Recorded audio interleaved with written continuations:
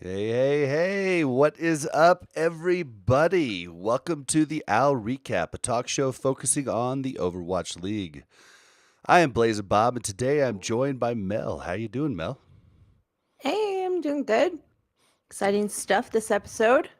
Yeah, definitely. But we have a lot to do, so let's just get right into it. I'd like to start the show by thanking our recap producers, Shazir and Thrill.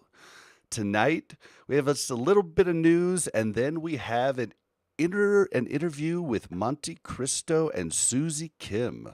Monte Cristo, you know as a caster from the Overwatch League, and Susie Kim, you know as the GM of the London Spitfire. So let's get right into it. So, first off, NYXL, let's go a big chunk of their roster on their contenders team. Now, they say they want to do it for so that they could have more local talent. And when they say local talent, they mean New Yorkers, because they let go Not local. Koreans, apparently. Yeah, they let go local NA talent, but they kept their three Koreans. So, what do you think of this, Mel? I don't know. I feel like I appreciate the fact that they're trying to get more localized, but teams don't get localization by having people from their state on their team, right? Like, I love the Chiefs, and I am pretty sure 99% of them are not from Kansas City. You Yeah, know what I mean? most of them. Yep.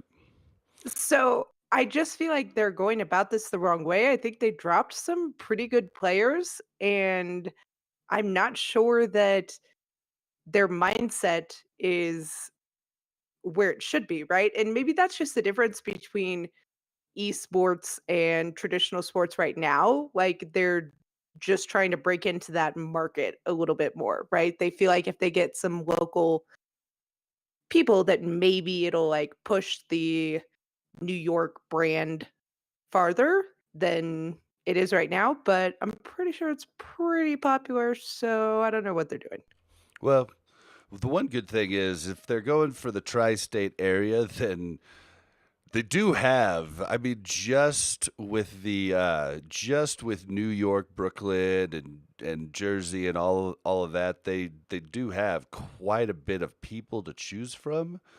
If they do end up finding a New York hero that actually joins the New York team in Overwatch League, that could be actually pretty cool. The weird part is though, is this is like a stance I would have expected a contenders team that wasn't successful to do. New York Excelsior's contender team has been super successful for a long time, and it's kind of bizarre what they're doing there. You're muted. Sorry.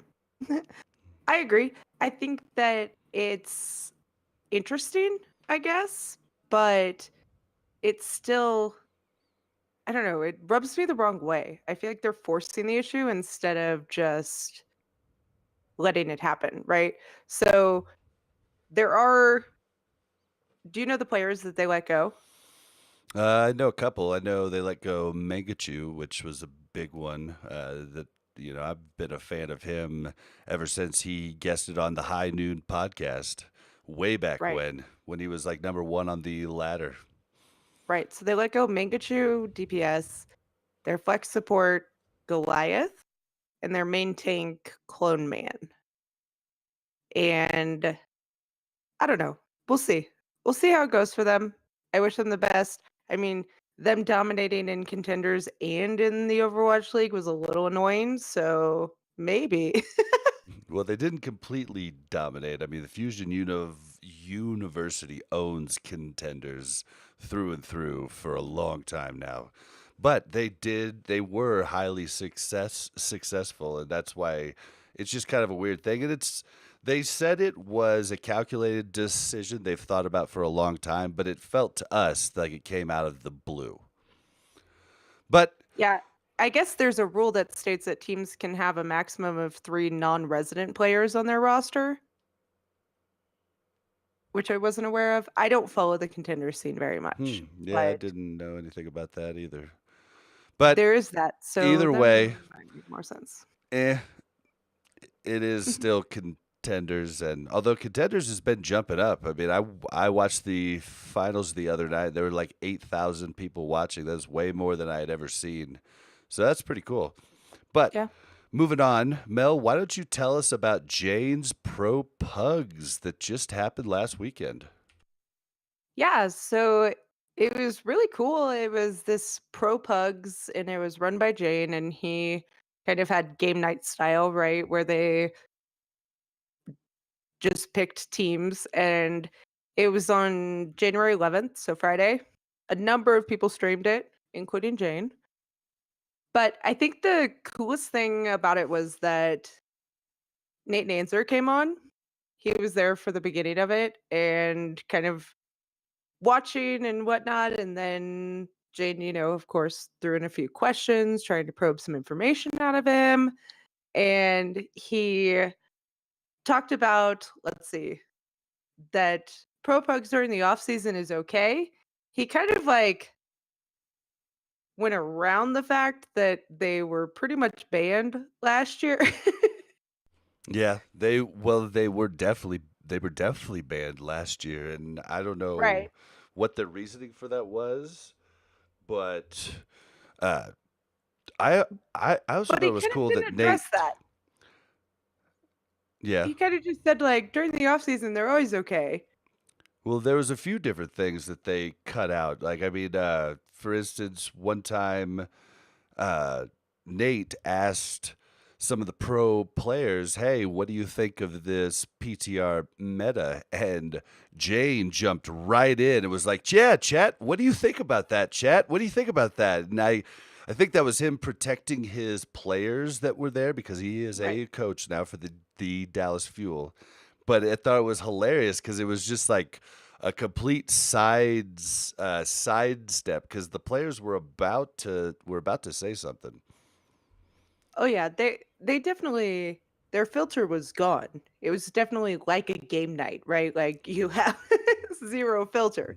But I think it was interesting. So they also talked about the preseason, and Jaden kind of asked him what is going to happen with the preseason. Are we going to get one? And Nate basically said, no, we're not going to get a preseason, but we're going to get something called like a community countdown a few days prior to the season to get people kind of excited, I guess. And his explanation for this was that previously, season one, they wanted to trial things out in the studio, right? Like Yeah, it this had was never really been done more for the before. production staff and not really the players. Right. So now that they have that, they want to give something, and they asked for suggestions on game types, which was awesome. Not really. But I think Jane might have convinced him of Anna Paintball. He very quickly vetoed the Rhine Shatter challenge. And then the best is they're sitting there arguing about like what different game types to do and all of this. And then somebody says, Jane says something like, we're looking at getting the healers and the tanks involved more. And I'm think it was sure for, but I'm not positive on that. But somebody yells like, why do we want to see healers and tanks? That's all we've been staring at for the last 6 months. Which Yeah, I thought was funny. that was It's like pretty goats. funny. And there Yeah. was there was definitely the dig on DJ Khalid and Yeah. all there it was just a pretty fun night. I was surprised at how many times Jake got picked. I'm sorry. Why were you surprised? Rude. Although Were Jake you looked pretty good on also Reaper. Yeah, well, it was funny. The first game he casted, like he was helping Jane cast because or the second game because he wasn't picked during that game. and they ran a Reaper, and he's like, "Reaper's just an awful character. Just in general, he's just an awful character." But it was interesting to see their comps, and I know it wasn't, like, super legit hardcore, right? But it was interesting to see their comps. They played it on the PTR, which is cool. And So, your boy Bonnie popped off on Zen, which I was not expecting either. He there looked were a really lot of good. outlaws, guys, so it was awesome. We had Bonnie, Muma, Jake, Linkser, Spree. They were killing it, guys. They were killing it, okay? So don't count my outlaws out yet. I will say Nate Nanzer made one comment towards the outlaws, which I was not appreciative of, but he did say something where he was like, so this year for the playoffs, they haven't like decided the exact format or where the grand finals will be held. But he's like, teams like Houston, you can still make it now, even though you're maybe not in the top 8. You still have a chance now. And Linkster's on there like, did you just call us out? Did you what? And Nate just ignored him. It was sad. Nice, nice. All right, well, guys, the news is slim. We are close to the start of the league, but we do have this awesome interview coming up. This is pre-recorded, so just know that if you're asking questions in chat. But We without, we will be in chat though. yes, So if you have questions, we can answer, but yeah. we can't add a question in. So without further ado, we are gonna send you to that. All right, guys, enjoy. We will see you afterwards. Tonight, we welcome Susie Kim, General Manager for the London Spitfire, and Monte Cristo, Overwatch League caster. Welcome to the show, you two. Thank you. Thanks for having us. Oh, we are super excited to have you. We've talked to you a couple times, but honestly, every time I've met you in person, I've been too intimidated to say much.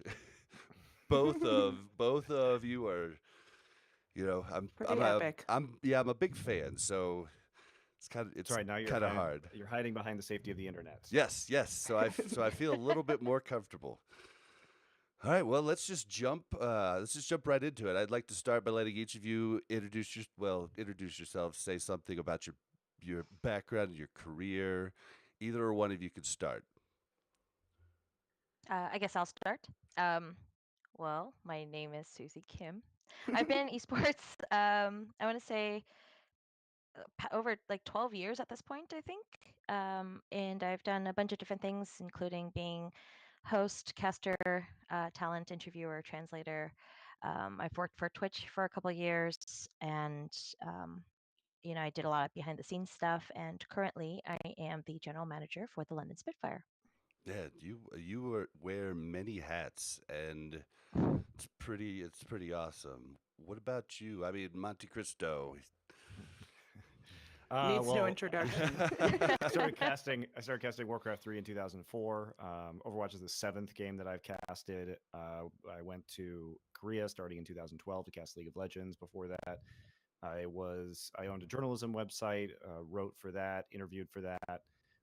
Then I moved and did three different games with OGN, four different games: Overwatch, StarCraft 2, Vainglory, um, and of course League League of of Legends. Legends. Yeah, And Yeah. the big then one. yeah, the big one. And then I came back to be part of the Overwatch League. I have at some points in time been a professional coach for CLG and League of Legends, also owned a professional team, Renegades. So I've kind of done most of the things that one can do in esports. Fun story. So I used to cast StarCraft Brood War back in 2007, 2008, and Monty actually was an incredible big fanboy of my I casting. used to watch. So that was back when she was casting with Tasteless. I was living in Ireland at the time, and I used to watch the Gulm TV Intel Classic, Season 2. which was the first time. There were three seasons of it before they stopped the English language broadcast, but it was the first time Brood War had really been broadcast in English from Korea. So it was Tasteless back in the day, and Susie was on for one of the seasons, and also Super Daniel Man before Artosis, and he hooked up as casting partners. So it's quite a bit ago. Wow. Very cool. So You- Monte was a fanboy of Susie's casting. That's what I came. That's what I got out of that It story. was pretty funny. It was pretty funny. I definitely knew who she was when I met her for the first time. So were you a little starstruck when you met her for the first time? No, I just knew who she was, and I remember from a lot of the time I spent in college watching. Oh, don't Bootleg. lie. You asked me for my autograph. I did. Oh, All man. right. Well, okay, Susie. Last year, you became the first female general manager in the Overwatch League. What has that journey been like for you so far? Um, I actually, I mean, it's cool being like, oh, look, I'm a female GM, but I don't, I actually don't see that having um, any influence on my job and what I do. I think last year was fun. It's a lot of problem solving being a GM. It's a lot of, maintaining relationships and just trying to make sure everything goes smoothly. And I think I did a fairly decent job as, we kind of won the season. Yeah, definitely did a good job. Worked out for you. All right, Monty. You've got a year of casting under your belt for the Overwatch League. What was the first year like, and how did the production differ from previous events or leagues that you've been involved with? So I mean, there was a lot of positives. Obviously, there's some pros and cons. One of the pros of working with OGN is that they are the most seasoned production company in the world in terms of esports. So they do a lot of stuff that I really appreciate. I love a lot of the kind of side content they make with the players. That's super fun. I love the way they incorporate reaction shots of players into the broadcast after big plays, because it's created honestly some of the most iconic moments in esports history. When the big play is made, they were there with a camera to see like the after effects of it, right? Sure. Um, I think with Overwatch League, one of the boons is that we can actually give them more, because the English broadcast is the primary broadcast. Because remember, basically, we're just piggybacking. So any feedback that we have for the English audience is at OGN was predicated on it also working for the Korean broadcast as the central broadcast. So it was nice to move to an environment where we had incredibly high production value with Overwatch League that was also, our feedback was for we were the primary broadcast, so it was a lot easier to enable things. That said, like a lot of the stuff that happened in the Overwatch League, there were growing pains in terms of the broadcast. Because a lot of these people hadn't done esports before, which is perfectly understandable. And I think it did grow over time to be a better broadcast. But especially in the early parts of the season, it was pretty rigid in terms of its format. It's like we are doing, this walkout followed by this segment. And there wasn't a lot of room for, I think, they wanted to make it perfect, which I understand. And I think as the season went on, it became a little more flexible. And I hope that that flexibility, continues to increase going forward, so that you have a little bit more playfulness and a little bit more variety in terms of what the broadcast is doing, how you're allocating time for segments, how you're creating segments. But I think on the whole, Overwatch League really was super impressive from a production angle, and it was really fun to be a part of it, and kind of have the feedback be taken more directly as a result of it being the primary broadcast. Yeah, It was definitely fun to see you guys all grow like kind of as a team throughout the season, right? You could tell at the beginning it was very like, this is what you do, this is who talks, this is who says this. And then as it went on, it felt more just listening to a conversation and listening to people talk. You could relate a little bit better. And I think the duos, I know you and Doa have worked together for a long time, but I think the other duos, took a little bit of time before they really felt comfortable with each other and kind of played off each other. But it was definitely stellar, you know, towards the end. It was wonderful. what's I mean, I'm glad to hear that. And I think like a lot of it's really hard to not understate how important it is that the casters all have like a really good relationship with one another, because that camaraderie and that playfulness comes across on the broadcast, which is why when the broadcast team was being built out, we really wanted to make sure that we emphasize that these are people who are going to be easy to get along with. I mean, I'm not here to name names, but like it's entertainment, so sometimes there's some backstabbing bullshit or like pettiness that goes along with it, and we really wanted to make sure we had zero of those people on the broadcast team. And like some of I think we got excellent people to work with, and I think that because we have sort of a very collegiate atmosphere, that we're able to make a great product, and our fun translates very well to the fans, and it's real fun that we're having, and we all really like each other.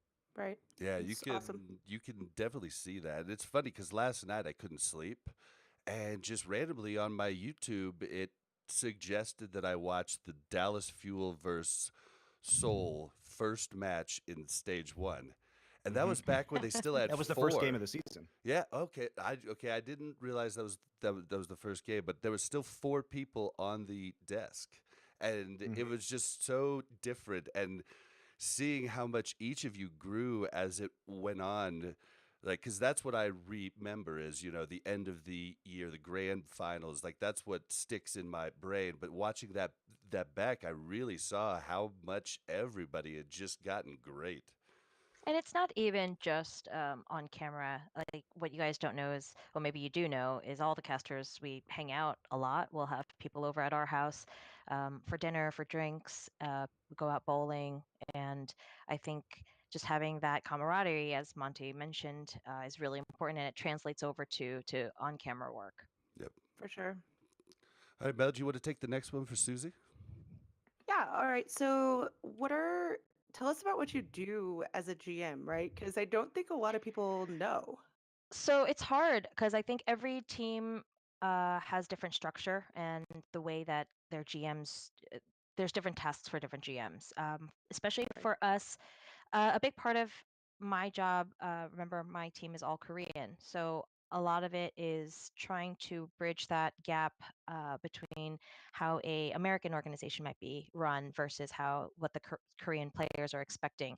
I do a lot of logistics. I do a lot of sponsorship obligation things. I do a lot of planning, and then I put out a lot of fires. And if and little things like if one of my players are feeling sick, they're unable to find a doctor on their own because this is a completely different country. And Right. so me taking them to find a healthcare specialist, or just answering questions about bank accounts, and starting from that to maintaining you know, our house, our chef, their well-being, and everything.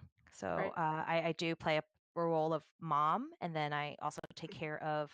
I'm very lucky that I have an assistant manager and I have a head coach, and 3 of us talk all the time, and we want what's best for the team. And I'm very lucky that they live at the house. So if there's any issues, right away they're able to let me know, and I manage those guys as well. That's awesome.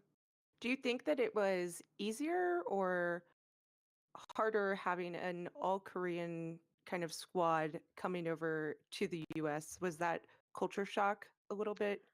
Because they all came over together, and because most of those players knew each other previous, I think it was easy for them to come here. A lot of them thought of it as like a class trip, like a Right. study abroad, or you know and Fun it also adventure. helps because everyone speaks Korean, including the coaches, including their manager. My assistant manager also speaks Korean. We have a Korean chef. So we try to make things as comfortable as possible for them to have the best environment to play the game For and sure. win. Well, they did, so good job. Definitely, definitely. All right, for Monty. So we've heard from multiple sources that you are usually the first one to arrive to the arena. Tell us about a typical day for you on a game day. Well, I prefer to prepare at the arena, so it's one of those things that's sort of different for each caster. Some of them prefer to do it at home. I like to do it there just because it sort of puts me into a different headspace where I can focus easier without the distractions of being at home. So I usually go over there and I just start grinding out film. So a lot of the times I'm emailing with Captain Planet, Ben Troutman, who is our stats guy, and I'm asking him to run stats for me that I think are going to be pertinent to said match, so that I can prepare stats cards in advance. I usually I think a lot of my time is spent, the casters and teams have access to full match top down. So what that means is you'll see like the mini map thing, the top down view with the little icons. Right. That's I cut in love sometimes that. into matches. So we get every game, 100% of every game in that view. And that is honestly the most valuable view because you're seeing what the tactics are specifically for each team and how they handle certain strategies on certain maps. So a lot of times I will also start having our replay team cut out certain top-down views. So if you watch matches that Doe and I are casting, oftentimes we'll start a map with a play that's been run by a team on that map in a different match and talk Right. about what their typical trends are and how how this could be successful or won't be successful against a certain team. And I find that that's the best way to prepare the viewers. And also I coordinate with the observing team to say, okay, here's where I want you to start on this attack on this map because this is how they run this strategy and we're going to see if it works or not. So I try and sort of guide the viewers into the match by showing you a 30-second or minute long clip so you have an expectation of what the strategy on this map is going to be, and then I try and coordinate with the observers to get you into those perspectives. So a lot of that is just me taking notes and then also working with our stats team on pulling up the relevant stats cards that I want to talk about. So it's really just a lot of film and like prep work. And then we usually have a production meeting where all the casters for that day go in with the observing team and the stats people and our producers to sort of go over how we want to run things down. But for the most part, on the broadcast that Doe and I do, it's my decision making about which which stats cards and what kind of additional highlights are going to be coming up. And then that's also supplemented by the fact that during the game, a lot of times when Doe is talking, I will be talking to our replay staff at the same time while he's doing play-by-play to insert more replays into the actual match itself so I can describe what I want to do. What I really hope we have is a telestrator for in-game analysts next season so that I can, go back on replays while the game is going on and telestrate very quickly. That would be great. Like from any person's view, right? Like that'd be awesome if you could go watch a different person's view, kind of like the World Cup viewer, like right Yep. after it happened. Mm. You'd be able to give like so much better, like because if they're not on Zenyatta and you're like, where'd Zenyatta come from and die over on the left hand side, How Yeah, often does it backfire on you if you like set everything up and you're like, yes, I think they're gonna do this, follow this person, and then it's like, whoa. it doesn't really matter if it backfires or not, because if they do something that's weird, then it's usual and I can talk too. So I can, Right. as long as you prepare the viewer properly. So especially as we got later in the season, the production team was really amazing in terms of helping me set up all of this stuff and things got a little bit more dynamic. So it was nice that I had all those options to do that. I'm really excited just to do VOD reviews on stream once we have the in-game viewer, and hopefully that will come out with a replay tool at the start of the season so that, every week, because a lot of my preparation when I cast for League of Legends was me sitting at home and streaming and just telestrating over replays, and people loved it.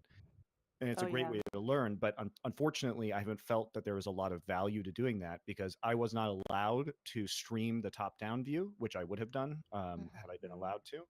But if there's a replay tool that does have that top down view, then I can, like you're saying, go into it per player's perspective, rewind it, do a telestration from above so that everybody can see what's going on. And then I feel like I can actually have a high value analysis stream. Whereas this past year, a lot of the cool analysis that I could have done that you couldn't see on broadcast, I was not allowed to share publicly. Yeah. Did you guys have the top down view the whole time? Yes. Like from the beginning? Okay. Yeah, And well, the teams have access to this too. So all the teams, obviously, their coaches and analysts are using this as a really important tool for them. That's awesome. I think it's going to be a great tool for everyone in Overwatch. I mean, Absolutely. if it comes to the game, it'll be really good for, small time teams, even our team. Like we have a team we're on where we play at about 3.2K. Yeah, it's going to be great for everybody. It's going to be great for you. It's going to be great to identify up and coming possible analysts or casters, because as soon as they have access to this, you can actually show off your knowledge in a way that you couldn't before. And you can learn about the game in a way. Like, it's almost unfair because, for example, I as a caster had access to something that allowed me to understand the game on a deeper level than was basically possible unless you were pausing every second of a VOD and like trying Yep. to check where everybody's positioning was. And I think, I do think that these tools should be released to the public because we're only going to get awesome content made by whomever, or we're only going to get better people who understand how to play the game better, like you. So I'm a huge advocate of these tools being released. Do you think that It's it gonna be helped you cool. in the or in the caster showdown? No. Your Ryan looked pretty good. I'm just Yeah, saying. I am a Ryan main too, and I thought you did just fine. I think That I did was okay. It was so much fun, man. Like the we smack just talk. we actually had a good time. You know, what's funny though is like we did the rematch and we did those like scrims that we released the comms for. Hmm. I think the funniest thing to me was I'm very active on comms normally, but like I sort of froze up on stage. Like I sort of I don't get nervous, but I sort of did in that, like whenever I cast, I never get nervous, but I sort of got nervous, and Reinforce at one time was like yelling at me, he's like, do you hear me? Like, and I'm like, yes, okay, I hear you. But I was definitely, especially at the beginning, I was like calling a lot less than I normally do, because I was just like, the on stage experience was very different. Oh Oh, no, I my bet. players were, because we had asked and said, if you could have any one of those guys on the team, who would it be? And I forgot who it was, but it was one of my guys who said Monte, and I think partially it As could a have been joke. just because you're the only one that they know, but but they were like, and I asked why, and they said, oh, he talks more than everyone else, I and do, that was but on stage, I definitely didn't have that going for. You're out of your comfort zone, right? You're like, I could Definitely. cast this showdown really well. No, it was super fun. I think it was just a great experience overall, because we could talk as much trash and we're still all friends at the end of the day, right? So we were just having a blast with it. Oh Did you man, kill the Frenchie? walkouts were great too. Oh my gosh. That's all that really matters, right? They actually stopped us from doing the walkout that I wanted to do because it was too edgy. Oh really? What was it? There was a plan. I should say, but there was a pretty epic plan that would have been pretty disrespectful. They Okay. vetoed it. They're like, no. Like no, that's not gonna work. I'll say this: fake blood was involved. Oh gosh. it would have ruined their jerseys, and that just Yeah. wouldn't have been sightly. So It's not Oh. practical. Come on now. All right. Well, Susie, from the outside looking in, it appears that you care deeply for your players. That's just my perception. mhm. Um, if that's true, how? Glad I made you believe that. All No. right. Good. Okay.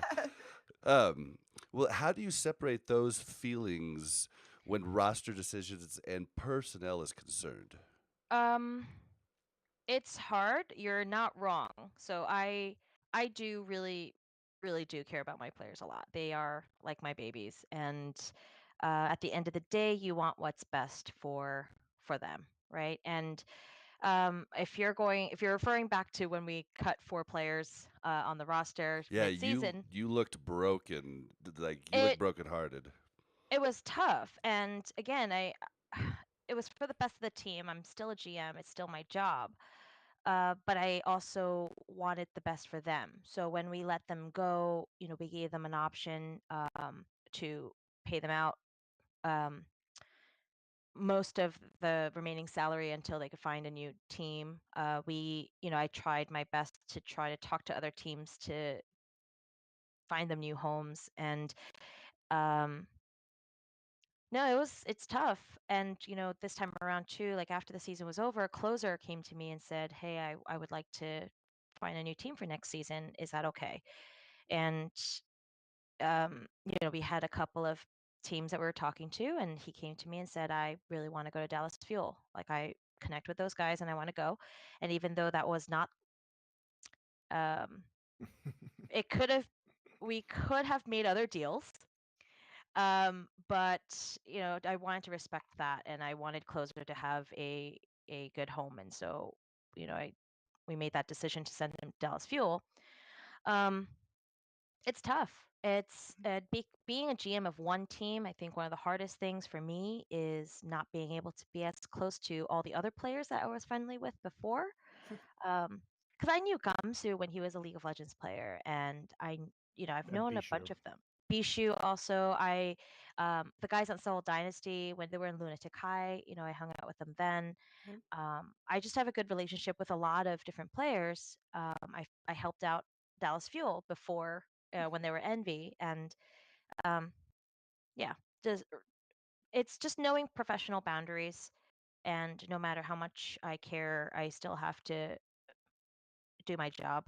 And sure, it sucks at times, but that's life. And so Yeah, It sounds like you found a good balance, though, of doing your job while also still maintaining your character and philosophy and morals, right? Like you do the job that you have to do, and at the same time, you try to make sure that the consequences for other people are minimized. yeah, of course. Like I said, I ultimately care about them as human beings. And so, sure, it's a business and there's going to be contracts, you know, It's all the inevitable. stuff. Yeah. Which I hate dealing with that stuff. Um, but as long as I can make it so that everything is comfortable and that there are no hard feelings and that the player also understands like why I'm doing the things I am, and I'm not kicking you out because I hate you. It's just we these are decisions that were made, and yeah. So you don't So kick them out because they like leave their clothes all over the house and like don't clean up their they I would wouldn't not have a dishes. have a team. team. Yep. I wouldn't have a team if that was the case. I have seen Uh, the tweets and everything, and you definitely take care of them in so many ways. uh, yeah. Hey, to be fair, they know how to do their laundry, and we Good. make it a point to have them all wash their own dishes after dinner and lunch. So, You're baby preparing steps. them for life after Overwatch League. I see. Very And good. for life with a significant other too. Somebody's got to do it. And again, I'm very very lucky because my assistant manager lives in the house with them, and he is picky like you would not believe. Like he's just like, and so for example, if they make instant ramen and leave the package on a counter, Robin will actually take a picture of it, put it into our group chat, and be like, "Whose is this?"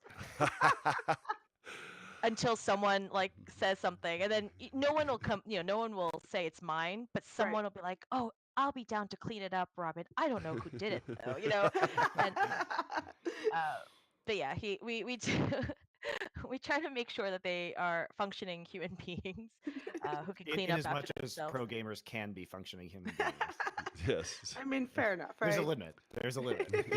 There's only so far you can push them. All right. Oh man.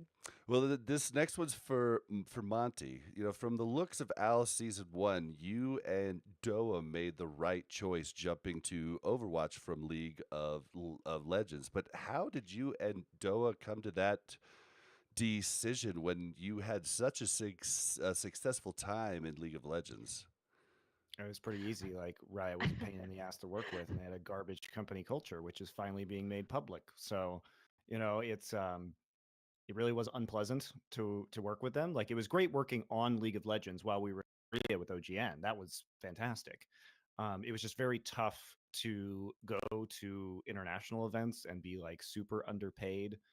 Um, Sort of, yeah. I mean, we had to boycott their events because they were like 50% of a rate of 7 other games, and they were suppressing the wages of their own casters. And it wasn't until we went out there and said, hey, we're boycotting this, and then I made YouTube videos about their sort of garbage practices with their casters, that actually anything changed. And now their casters are paid fine, and I think they do a better job. But just very unpleasant management. And a lot of it too was I started as a Blizzard caster in Warcraft 3. I had done games over the years, and the management really cared. And I know there's a bunch of memes about Blizzard esports, but like the C levels at Riot never gave a shit about esports in the same way that Mike Morhaime did. And I've told this story before, but Mike, whenever he would come to Korea, so he and Amy, who Amy, his wife, works in the esports department at Blizzard, and every time they came to Korea, they would make a point to invite all of the casters who were in Korea, including me and Doa, who weren't even active at certain And points me. in time, and Susie. Like I Um, did Brood War ages ago, and they would yeah. still reach out. Yeah. So Because basically, you're part anybody of the family. who is or was a caster in Korea, they would invite to these big dinners, and then they would just ask questions and listen about, hey, what do you think our esports need? When I owned a team, they came to me and scheduled a separate meeting that Susie and I went to, where they were asking, hey, what can Blizzard do to support teams better? They actually gave a fuck, and this would happen Right. consistently. And they're such lovely people that it just made a lot more sense to like work with Blizzard. Also, after 5 years of League of Legends, I was kind of ready to move on to the next thing. And as big as League of Legends is, esports tend to decline or plateau after a certain period of time. And I felt like the opportunities were sort of lessening in League, especially with me sort of being a persona non grata at international events. So my choices were sort of, well, I could stay in Korea and continue to cast in Korea and never be invited to an international event again, and continue this contentious relationship, or I can go to a company that really wants me and I can work on this product that I think is really groundbreaking. Like I was super excited by their plans. I started talking to Blizzard in 2000 2015 about this. So like when the game was announced, I started talking to Blizzard. And at the end of 2015, Doe and I had it written into our contracts that we had to cast Overwatch for OGN. So then we started doing that towards the end of 2016, right, with Apex. But we had already planned on making this transition for a long time, for all of those reasons. Like we wanted to work for Blizzard. We really believed in the localization model of Overwatch League. We really believed in their ambitions. A lot of people were saying, "Oh, Blizzard sucks at esports," but this was an entirely different group of people. Like literally, Right. wholly different with Nate Nanzer coming in. I trusted Nate a lot. I really liked working with Nate. I really liked the way our negotiations went. And it was something new. And, I was basically had always said, I'm only staying in Korea until esports like catches up in the US. And then I'm going to go back just because obviously the English speaking market is bigger. It's better for my career. So Right. No, and it's a very long answer. well, and it's been great because I always watched esports events here and there, but like I could never get truly into it hardcore like I am now because they were at weird times. Like there was Mhm. no place to really go. Like I mean, There was no centralized like schedule. Gosu tried to do a thing where they'd give you the schedule, but it was kind of weird and it just didn't work out really good. And so I would always end up missing it to be like, dang it, that was yesterday. But now with the Overwatch League, it is structured times. It's these schedule. It's been amazing for us, and it's been the most I've ever been into an esport ever. So thank you for coming over. Well, thank Nate Dancer because really like this was his project. It was him and Bobby Kotick, the CEO of Activision Blizzard. Yep. Obviously, Mike Morhaime helped, but a lot of the sales were done by Nate. The team sales were done by Nate and his team and Bobby Kotick himself. So but I bought into Nate's vision. You know what I mean? Like Yep, when me Nate too. presented to me, I was like, "This is fantastic."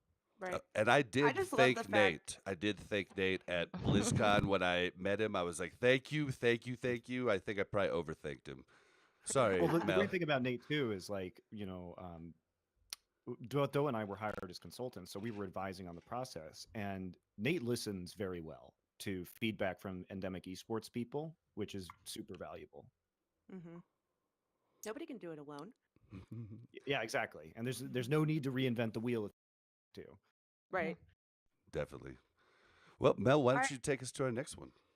Yeah. So we've all heard and watched and talked about the infamous esports mystery. So why don't you guys give us a rundown of what this was, how it came about, how did the idea spark within you two, and we'll go from there.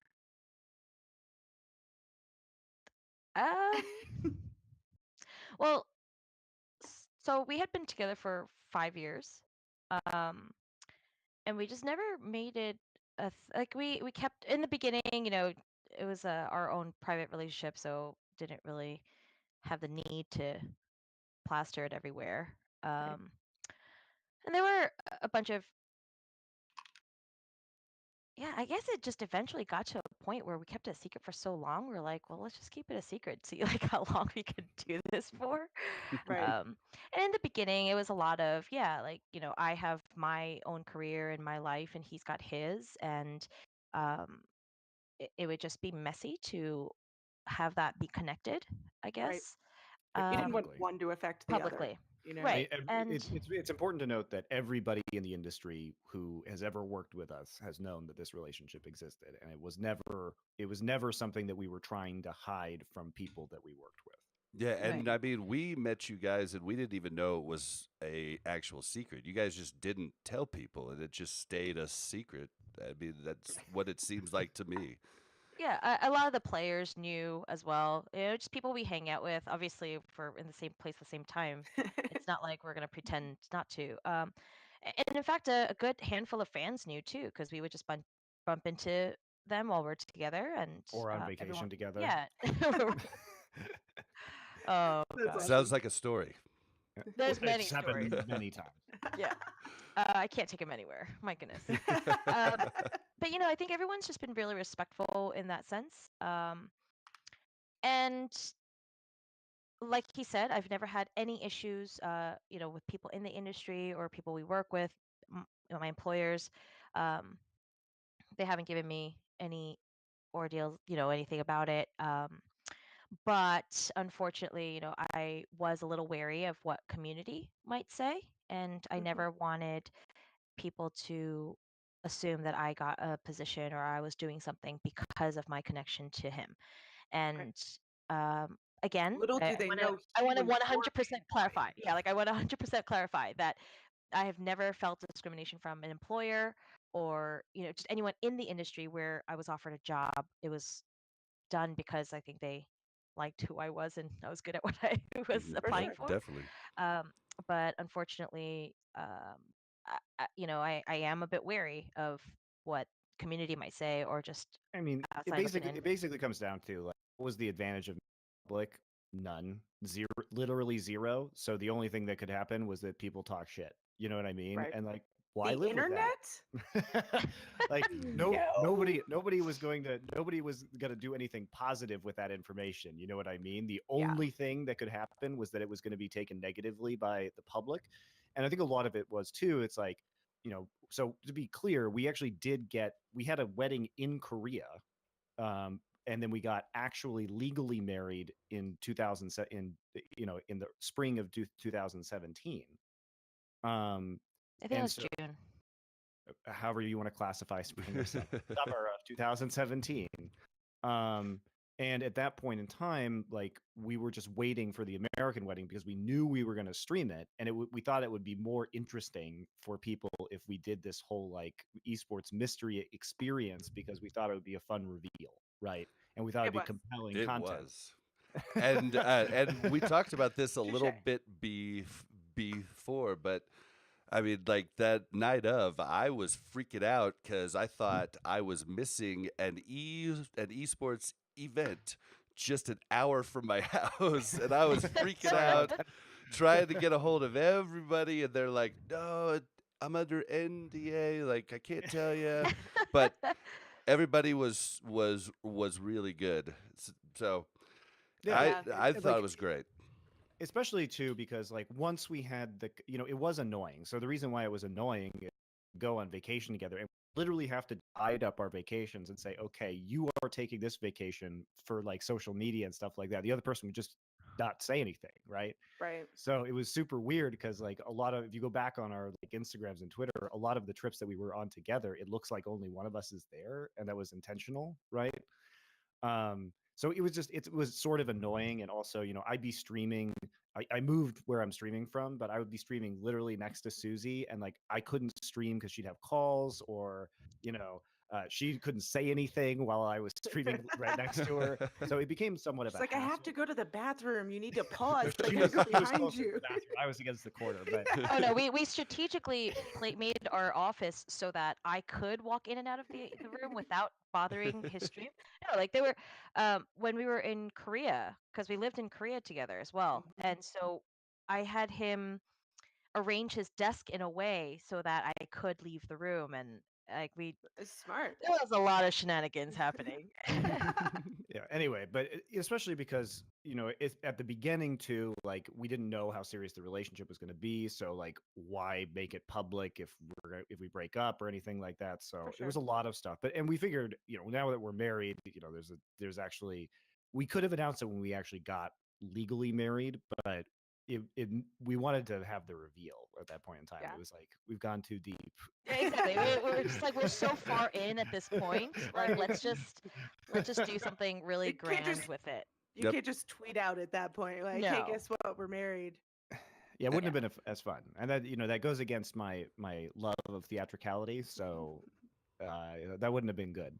So Yeah. anyway, yeah, that's sort of why it all happened, and I think like now that we're officially married, and it's a serious long-term commitment, that it makes more sense to do away with all the bullshit that was surrounding it, that was just making life annoying, and so it seemed like a better time. Plus, plus with our current positions too, like I think waiting for Susie to have been at the Spitfire for 6-7 months already, for me to be in my position. So people can go back and say, oh, was Monty biased against the Spitfire, which I definitely was, but only in the way that they were making me so fucking mad because I knew they could do better. So it actually just made me more angry and critical. You always were definitely, Dude, and like I always thought to first of all, myself, why are you more mean to my team than anyone else?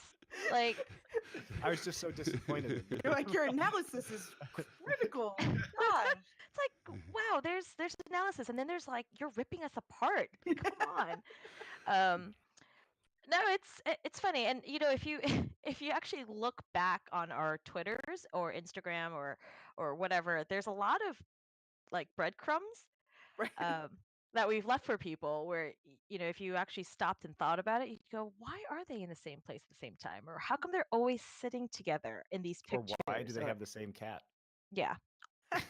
yeah, good, yeah, Like, 'cause good the cat call. would become, so Susie would post pictures of our cat Stella and call her Stella, and then I would, on my stream, people were like, "What's your cat's name?" And I just said her name is Cat, and then it was the same cat. Nobody ever put that together. Oh man, She was that's very great. vocal before we Yeah. started. Just calm down. Just Where is okay she? with it. She's Is on she the with you? chair. Okay, Yeah. I figured. Yeah, my favorite part. Well, not my favorite part, but one of my favorite parts of the night was the bouquet toss. We talked about that a little bit pre-show, but just all the girls backing up, like not wanting to Sideshow catch it. freaking out.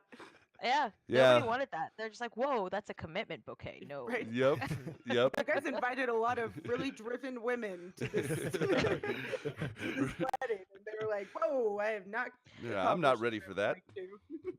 Yeah, no, I had one friend in mind who is actually getting married soon. So I was like, okay, she can come up and get it. And then at that time, I think she was like in the bathroom or something, Of and she course. missed the whole bouquet toss. And I was like, where were you? You were Oh, supposed to be no. the one. And the casting of it was great. Oh my It gosh. was super good. The whole And thing. I like shout out to those guys. Like, when we presented the idea to Golden Boy, to Semler, and Sideshow and Brand, they're all just like, "Oh yeah, haha, that sounds like fun." I'm like, "No, really, I want you to cast this wedding." And To be fair, Semler asked to cast it. Okay. He was And like, "Can I then- marry you?" And I was like, Okay, so then That was so awesome then too, later by the on, way. we confirmed with him, and he was like, "Oh shit, wait, you were serious?" We were like, "Yeah, but now you're scheduled in, so you kind of have to." And he was like, Yeah. "Oh, okay." and but Doa yeah, Doa hosted our Korean wedding. So Nice. yeah. So now, what's your anniversary? Do you get 2 or 3. 3? Right? because we have a Korea wedding, we had our official sign the papers wedding, and then we have our America wedding. So Way to go, Susie. yeah, I just get a bunch of anniversary There gifts you now. go. Oh my gosh. No, we'll use that's awesome. the American. The American wedding was actually on our 5-year anniversary. That's cool. So we'll just keep going with that. Right. Okay. That's awesome. All right. Well, for this one's for both of you. Going into the 2019 season, do you think any of the major format changes will have a big impact on mitigating player burnout compared to last season? Yes.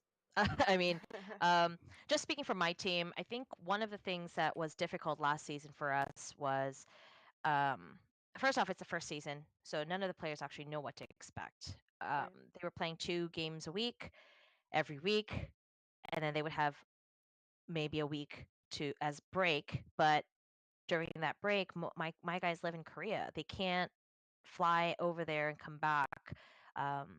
And it was usually practicing for the new meta that was being Exactly. It was a Exactly, patch implemented. exactly. change as well. So there was a patch Precisely. change. So the first time, after stage 1, they all stuck around. And if all the other teams are sticking around, like, of course we're going to stick around because I don't Right. want them to have an edge. I want our guys to practice as well. But it just got to a point where they started getting very it just takes a toll on them, and plus they're in a completely different country, living with all these people. You don't really have your own privacy, and it was tough. It was definitely tough. So I think this season, one, that larger break between stage 2 and 3 will really help out a lot. I'm already planning on sending them home and letting them kind of recharge themselves there. But Right. also the fact that some weeks we only have one game that we have to practice for. Which is going to be And an interesting dynamic moving into season 2, strategy wise. it'll be wonderful. And then that we could just focus on that one team. Mhm. But also so they're not just, freaking out. Because when you have two teams you're practicing for, I don't want to say it doubles the amount of practice and scrims beforehand, but in a way it does because you need to prepare for those teams, right? And isn't it Right. 2 different map pools too sometimes in Sometimes they the same overlapped. week? They So sometimes overlapped though, right? yes. Yeah. So sometimes you have the same maps, but because there were two different versions of each map type, or 2 maps for each map type, I should say. So sometimes they overlapped. Sometimes they were literally entirely different. So Mhm. that made things tough, as you're saying. So that plus having less games, just overall, having less games. I mean, it's a 30% decrease in games, 40 to 28. Right. So it's pretty significant. And I'm Sure. and I'm hoping, like, sure, practicing a lot is important, but their mental health is also very important. Yeah. And so I'm hoping that this reduces the amount of scrims that we would be packing in. You know, Mhm. some Also, days we'd have like, oh, sorry. yeah. The Oh no, go break in ahead. the middle of the season too. Yeah. With Now that the they're All-Star game. That's right. I think Oh. it's a better opportunity. Like the schedule with a month off in the middle actually allows people who live internationally to both go home and to come back and practice at a reasonable rate. You can go home Right. for a couple of weeks in that period. So it was it was a pretty bad grind for everybody, the production, the players. I am very passionate about formats and schedules, so I talked a lot to Blizzard about this, and obviously Susie and the team ownerships gave their feedback as well.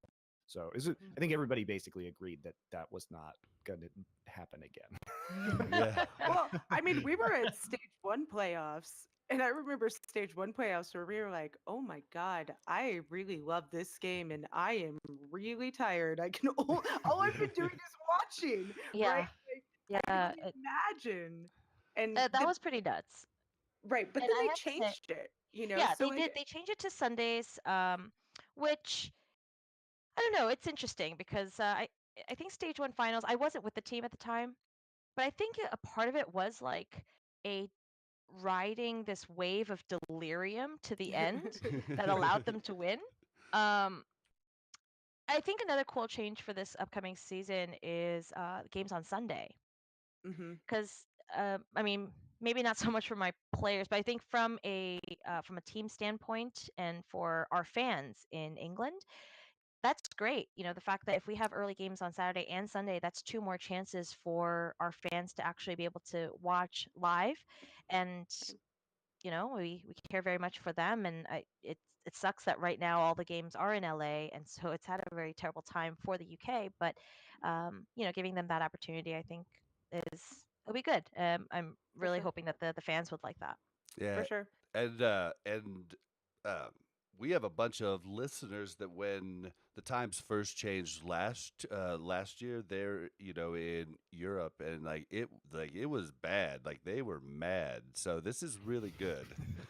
Most No, likely. we're aware, and again, it's hard because sure we could do games earlier, like if we did like a 10 a.m. game in LA, but who is going to be up on at 10 a.m. in LA, Right. right? Still have to So fill the seats there and right. Yep, So I mean, exactly. I understand that there were a lot of decisions happening. Wait, what's the word? Is that what I'm trying to say? Yes. I'm sure there was a lot of thought going on behind all the decisions that were made. For sure. And you know, we have a lot of earlier games for sure, and I do hope that the fans, are able to watch and enjoy this season a little bit more than last season.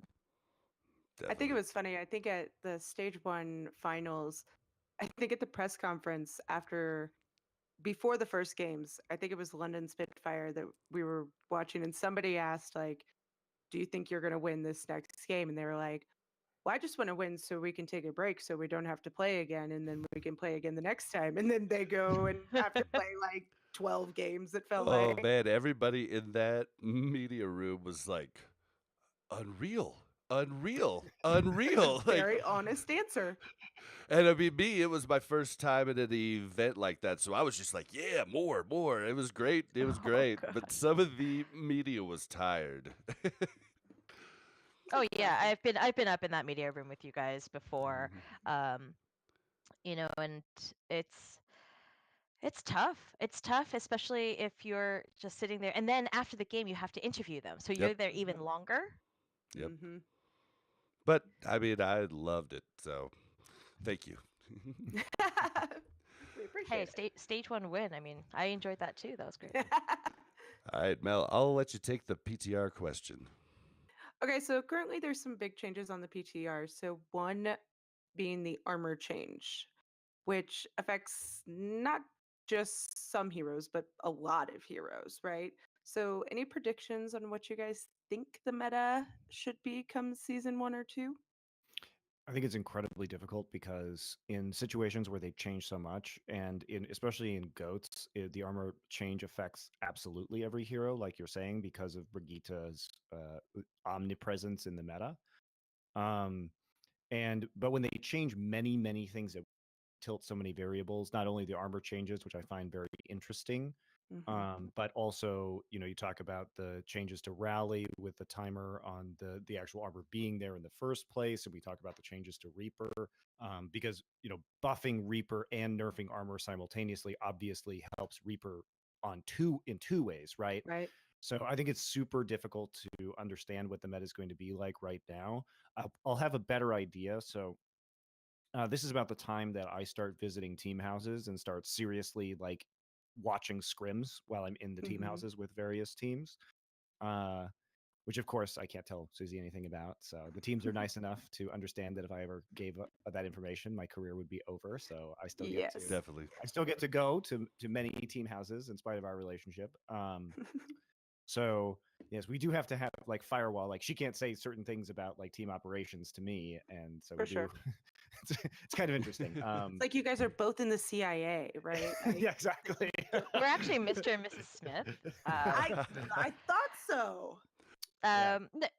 And on that note, I think it also goes to show what kind of reputation that he and I have both created for ourselves. That um, the teams know that's not going to be an issue. We are first and foremost professional in what we do, and so For sure. sure, we have this relationship, but our relationship is one thing, our professional lives are another thing, Right. and I am grateful that people are able to recognize that. Mm-hmm. Understand that for sure.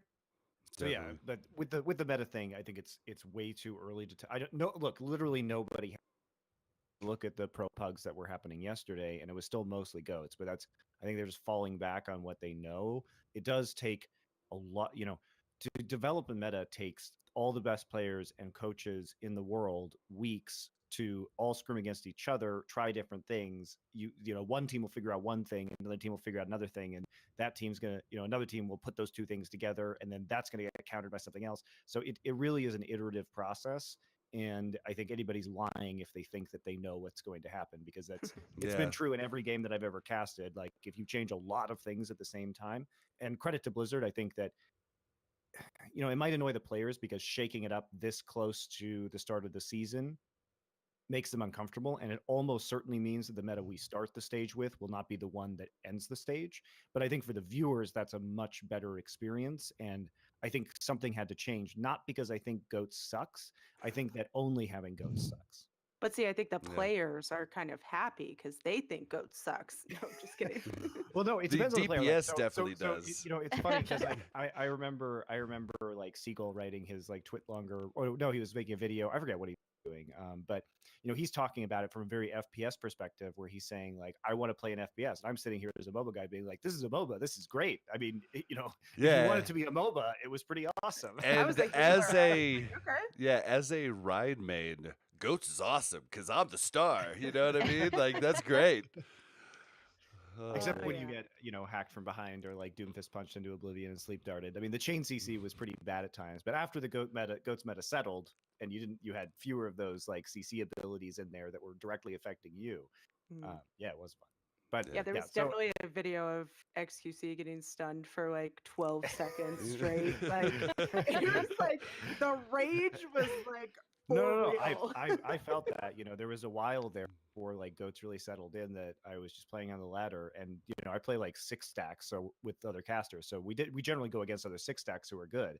And like my life was like get Brigida stunned, get sleep darted, get Doomfist uppercutted into the air, and then get hacked. And I'm like standing there, I'm like, guys, I literally can't do anything. I can't play Overwatch right now. So I literally just stuck. All right, stunned. All right, slept. All right, booped. All right, I fell off. Well, you couldn't do anything. Like, Yeah. like if your team wasn't doing anything, like I don't have the power to stop Brigida from walking up on me and stunning me. And as soon as I'm stunned, then everybody else can CC me. So it's like, Right. if you're not going to eat that sleep dart diva, then I'm just going to get slept. So Yeah. it was a very powerless feeling. Well, you know, if you play in bronze like I do, it doesn't really matter. You're like, nobody could Goats or stun what, me nobody anyways. does anything really. We There just was have no a good goats. time. We just have a good time in bronze. For me, it's hard to say. My guys are, you know, they went home for Christmas and New Year's. They're coming back on Monday actually, and where we're going to start hardcore practicing and really trying to figure out, now that we have our schedule and we know who we're up against. Um, I wouldn't be able to tell you.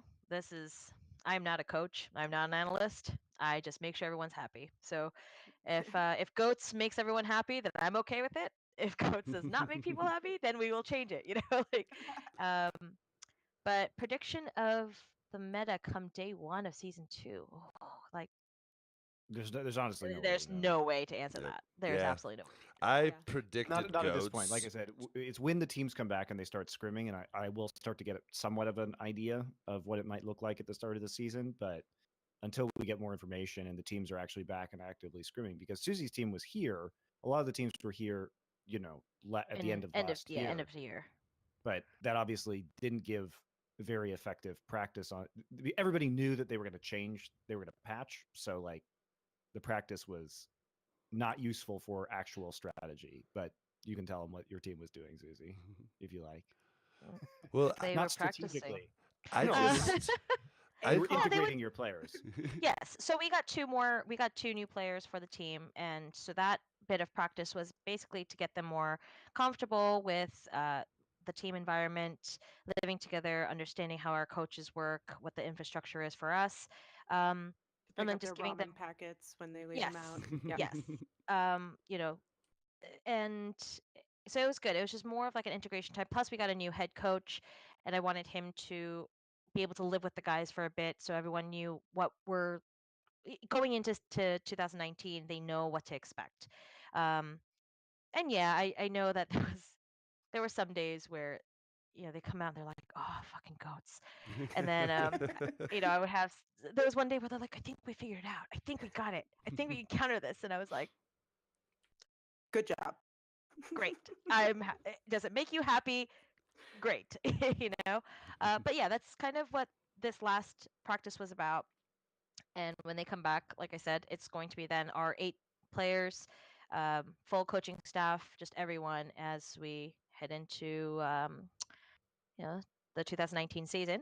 And because we won it last year, it's like there's definitely that burden that we kind of Well, at need least to they defend. softened the blow by like giving you the rematch week 1, day 1, right? I guess. I guess so. It's gonna be It's epic. just hard because I want so badly for us to defend this title. Right. But with so many more teams coming in, a different structure, um, different meta that will one day emerge. I don't know. Yes. I do think it's cool that the live patch will be closer to the Overwatch League patch, hopefully, from Mm. what Nanzer says. I think that that will help just viewers and comp play, to be honest. Selfishly, it will help Yep. I me mean, because honestly, like that's why I was like upset about it. I got it, but like I wanted to know what to play in my games. You know what I Mhm. mean? Like I wanted those guys to show me what I need to do. It's sort of a double-edged sword, though, because we skipped the really bad Sombra patch in Stage 2 that Contenders was on, which was really nice. But we also got stuck with that Mercy patch in Stage 1. So I feel like I agree with you in theory, but that only works on a principle where we don't get stuck in a bad meta for a really long time For or sure. something we could have avoided, because it worked to our advantage in one stage and to our disadvantage in another one. So hopefully, like the balance team, it's Blizzard's first FPS, so I think it's learning for them too how to balance the FPS, and also that just in terms of FPS MOBA hybrids and these kind of arena shooters, I think they are very challenging to balance. But hopefully, with Mhm. more experience from the balance team, it'll be better this year. And also, hopefully, I honestly think one of the biggest problems that I've heard talking to the developers is that the pro players don't use the PTR as much as the developers would like. And so I think, especially coming into this season where they will all be playing on the PTR, it should give the developers much more data about what the highest level of play on that patch looks like, which I know will be very helpful to Jeff Kaplan and his. Oh, I bet because like you can't really judge it on just everybody playing. Because I mean, No. in gold, a Mercy Reaper can just own an entire game. You know what I mean? Just because people have no idea where they're at. It's just this. I always say balance from the top down, and that is the best way. So I'm hoping that that helps a lot. We I agree are. with you, but I have a very competitive mindset, and we are not the primary audience, fortunately. True. I know. True. Although the Reaper changes lead me to think that Reaper is going to be very demolishing in the lower tiers. I would tend to agree with you. But Gosh. I'll I be mean, interested to see if he starts showing up at the as well.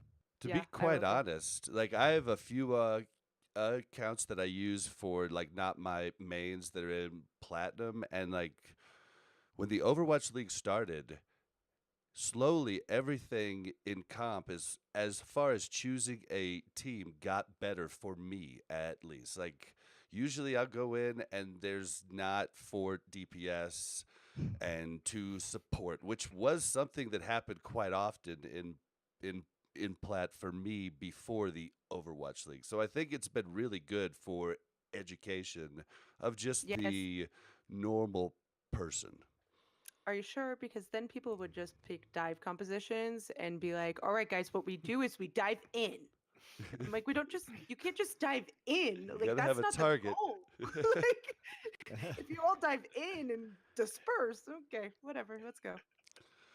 But Yeah, I think that's true. And I think it's also just, it trickles down because I think that even if people are not necessarily watching OWL, the fact that there are certain ideal or more meta compositions that the pros run, they do trickle down the ladder, right? They start at the mm, top, and then somebody, who's a Masters player is in a Grandmaster game for one, and they see it work. And then the next person's like a Diamond player who's in a Masters game, and it works. And mhm, so I do think it does have that effect. And also, even popular streamers will start to adapt those patterns as well, because usually the streamers at least watch OWL. So even if for you're a sure. casual fan watching, a non-pro streamer, you're still going to see that same kind Yep. of strategy. Definitely. Well, we had one more question, but we're running kind of long, and I promised you I think guys an we already hour. answered it. Yeah, I I think we already think you answered it, to did be honest. already really answer it. It was just a question about, do the devs talk to you? And I believe you did answer that Yeah. earlier, that they Mhm. do really, Yeah, really dig in. Yeah, they do care. I think actually the problem is that if anything, the professional players and the coaches don't give the devs enough feedback themselves. I think that honestly, it's been really, really nice to work with Team 4, which is the development team at Blizzard that works on Overwatch, because they are so receptive. And it's like, if I have in the past when I've asked questions, to like Jeff, he'll write me like a 2,000 word email back to explain their position. Yeah, I've had like lots of very long. Does he emails start it with go back "Hi, this is Jeff from the Overwatch team"? no, it's just like. I'm So, going to yeah. go ahead and say that there is actually a Discord channel where all the players and the devs are together, and every once in a while Jeff will actually stop in and be like, hey guys, what do you think about X, Y, and Z? And the players will answer, and Yep. it's actually quite it's really nice to see that the players aren't just like, oh, it's shit, you know, Yep. but they'll actually give really thought out answers on why they think certain mechanics, you know, should be a certain way. Mhm. And you know, whenever the development team gives their feedback on why they've done something, you know, it's a nice conversation that goes by. So it's really lovely to see the development team really caring what the pros have to say and trying to incorporate that with their own vision of how they feel the game should be played out. And yeah, it's not like they listen to it and they're like, yeah, that's good, lol, goodbye. You know, Yeah. they'll actually really make an effort. Yeah, It's and nice.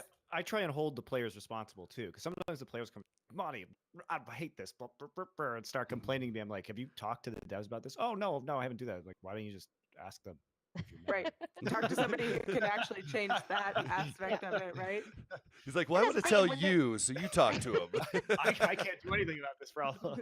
But you know, they actually do write out these long, lengthy explanations on why they want certain changes, and I think that's amazing. It's really nice to see that the players care very much for this game, and they Mhm. want to see it changed in a certain way.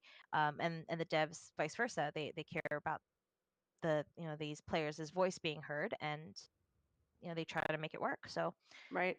I think that says a lot about the community, right? Like you've got one side who had a vision, but they're not stuck to that vision, right? Like modifications always have to be made. And I think everybody needs to go into it with like, this is what we want, but then we hit a couple roadblocks. So, okay, how do we modify it there? And then the players going in with this vision of this should be a perfect game. I don't understand why you need my opinion, you know, but they're willing to give their opinion and help build this game into something amazing. You know, I think it's cool. Yeah, I agree. And honestly, I've never seen like a more receptive dev team, even to the public too, with the kind of updates that they filmed Jeff Kaplan for, which are fantastic. Yeah. But internally too, they're really willing to listen. Mm-hmm. For sure. All right, guys. Well, I think that is all we have. Thank you so much for joining us. This has been an absolute pleasure. Why don't you guys give your social media and we'll get out of here? okay, my social media, I'm on Twitter, I am at Lil Susie, LILSUSIE, where I tweet mainly about my team, cats, and food. Um, and on Instagram, pretty much similar. I think I post more pictures there. It's just Lil Susie Kim, including my last name. I think those are the only social media that I really check. So yeah, and if you want to shoot me a DM, my DMs are open, surprisingly. Um, Brave. If you shoot her too many, there won't be any more. No, I have to say, even all the random DMs I've gotten have all been polite and respectful to an extent, and so I appreciate that. Good. All right. What about you, Monte? My Twitter's Monte Cristo. My Twitch is Monte Cristo. On Twitter, I mostly tweet about all the things that make me mad about her team and also every other team. And I troll angry fans. Yeah, So. you reply to a lot of people. Fueling the fire there. That's right.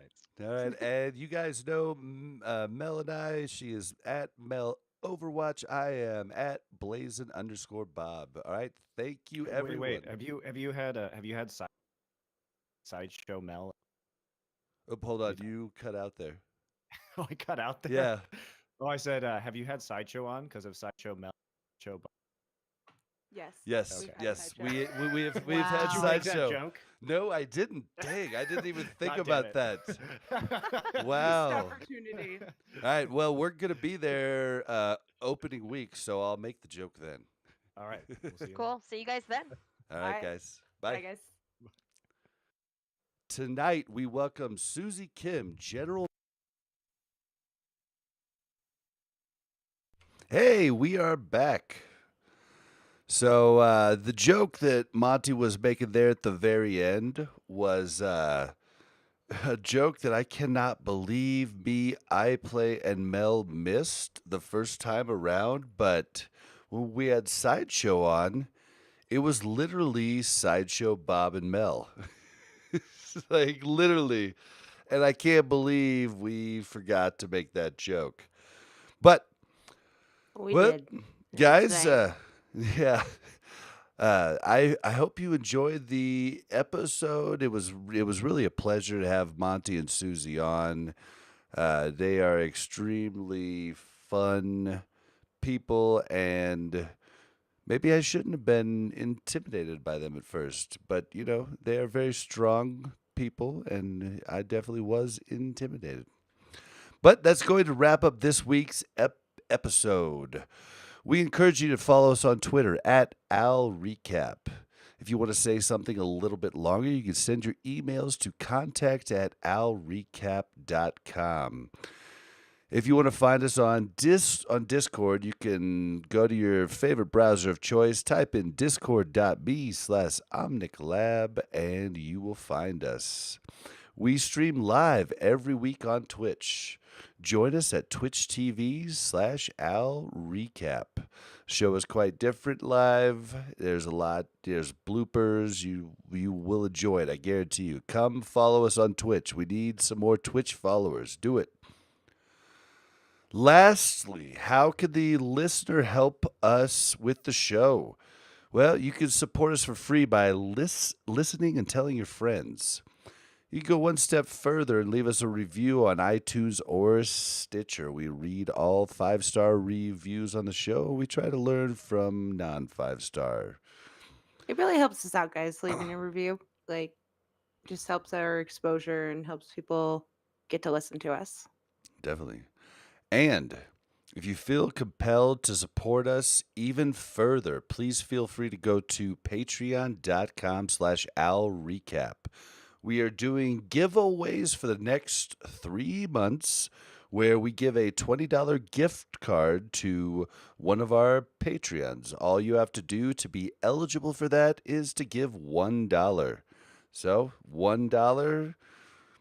We don't have a ton of Patreons right now, so it's a pretty good opportunity to get $20 out of one. So if you're a gambling man or woman, give it a shot. It also just helps us get to these. We're going to opening week. We're trying to get to more games this week and get you guys more coverage. So anything that you can do will definitely help. Definitely. And all right, Mel, where can we find you? You can find me on Twitter at MeltOverwatch. You can also find me weekly on general Overwatch news at the Cavalry. So we release Wednesday, Thursday, Friday. Some general news there. So And you can find me on Twitter at Blazin_Bob. That's BLAZZIN_BOB. Thank you, everyone, for listening. I have been me, Mel has been Mel, and you have been you. We will see you next week. bye. All right. What's up, chat? All right. We need to raid somebody. Who should we raid? Mel, you have any suggestions? I can look. Yeah, Well, we raided the Owl. We've raided the Overwatch League network like twice. Let's raid Rod Johnson. Oh gosh. We're Is he gonna playing say Overwatch hi. though? He is playing Hearthstone, but he does play Overwatch on the channel. So everybody, give Rod our support and tell him you love him and tell him you want Enter the Iris to come back.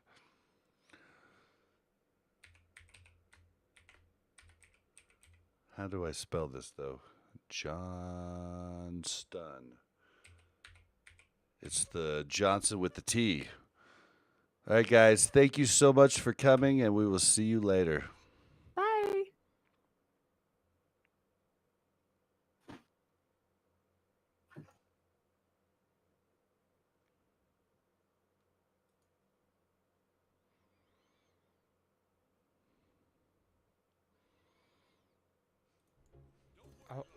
okay, you have